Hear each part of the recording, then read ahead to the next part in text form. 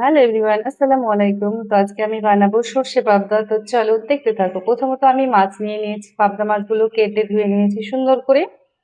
এখানে আমি সামান্য নুন, হলুদ ও সরিষার তেল দিয়ে ম্যারিনেশন করে রেখে দিয়েছি 5 মিনিটের জন্য। তো চলো দেখতে থাকো। সর্ষে পাবদাটা বানানোর জন্য যে যে ইনগ্রিডিয়েন্টস গুলো লাগবে সেগুলো হলো, প্রথমত সর্ষে ও পোস্তকে আমি ভিজিয়ে দিয়েছি 10 মিনিট আগে, এবং এর মধ্যে কাঁচা লঙ্কা দিয়ে দিয়েছি। এর মধ্যে সামান্য লবণ দিয়ে এটাকে সুন্দর একটা ব্লেন্ড করে নেব।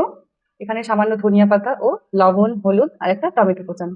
তো চলো আমি এটাকে ব্লেন্ড করে নিই।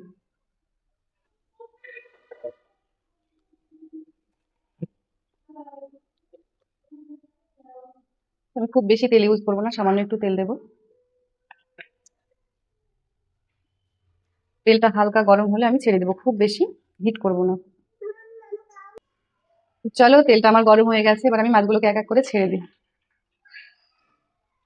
খুব বেশি তেলটা গরম করবে না, মাছগুলো ফেটে যাবে। হালকা গরম হলেই ছেড়ে দেবে।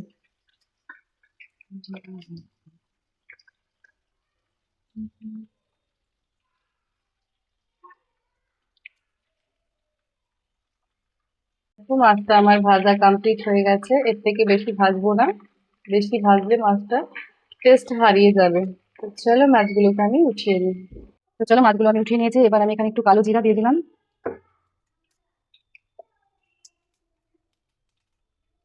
সামান্য হলুদ দিয়ে নেবো। যে টমেটো পেস্টটা রেডি করেছি সেটা আমি দিয়ে দেবো। টমেটোটা আমার ভাজা কমপ্লিট হয়ে গেছে, এবার আমি সর্ষে পোস্তটা বেটে রেখেছিলাম সেটাকে আমি দিয়ে দিলাম। সর্ষে পোস্তটা আমার কষানো হয়ে গেছে, খুব বেশি আগে দেওয়া দরকার নেই, 2-3 মিনিট আগে দিলেই যথেষ্ট। তো চলো এবার এখানে নুন, হলুদ ও লঙ্কা গুঁড়ো দিয়ে দিলাম। মশলাটা আমি ততক্ষণ কষাবো যতক্ষণ না এখান থেকে মশলা থেকে তেল ছাড়ছে। তো চলো, মশলা থেকে তেল ছাড়তে শুরু করে দিয়েছি। এই মুহূর্তে আমি এখন এখানে সামান্য পরিমাণ জল অ্যাড করে দেবো।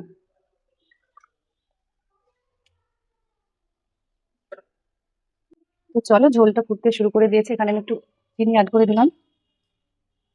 এবার মাছগুলোকে আমি দিয়ে নেবো।